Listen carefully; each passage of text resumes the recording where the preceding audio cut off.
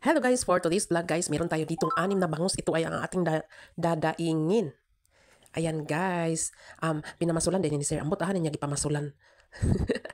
Ayan guys, gidaing na ako ni siya, gibutanan ako siyang bawang, sibuyas, ganyan, yan.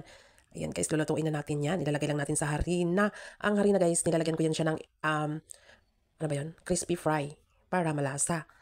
Yan. Lagay muna natin sa harina kasi lumalaban kasi yan pag prituhin ng bangus, lumalaban kaya kailangan natin lagyan ng harina. Ang sakit-sakit makatalsik. Ayan guys.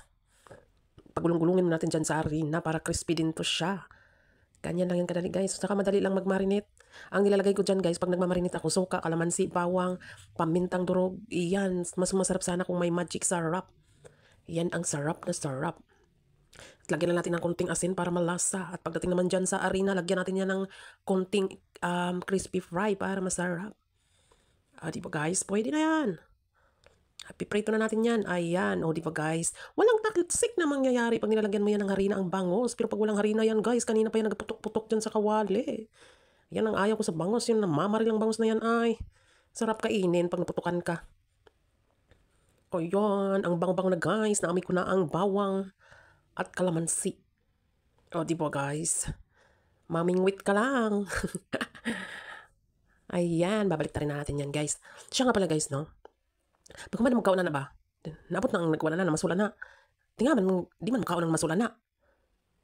Sabi ko wala. Asa ka niya gipamasulan nga di man siya makaon. Agoy, bisag dito ni sa Pasig River. Bisag na yung kinakaon na ni. Action ko kaloda. Stilan. Yan, gipamasol naman din nagipakaon sa mga agoy. Pagkalami adi ay ane, dili na ko makaon ni kusab. Kay murag naman ni secret recipe ni. Lami ra ba kay timpla niya di ay ang kinaon na ni Ita. Agoy pagkalamian lang gyud di ay. Kalain ba ani nila ay mamasol naman siya gipakaon sa tuwa. Kay balom na siya dito unsay ang ipakaon ning bangusan ni kay nganong di man siya makaon. Agay kaluod.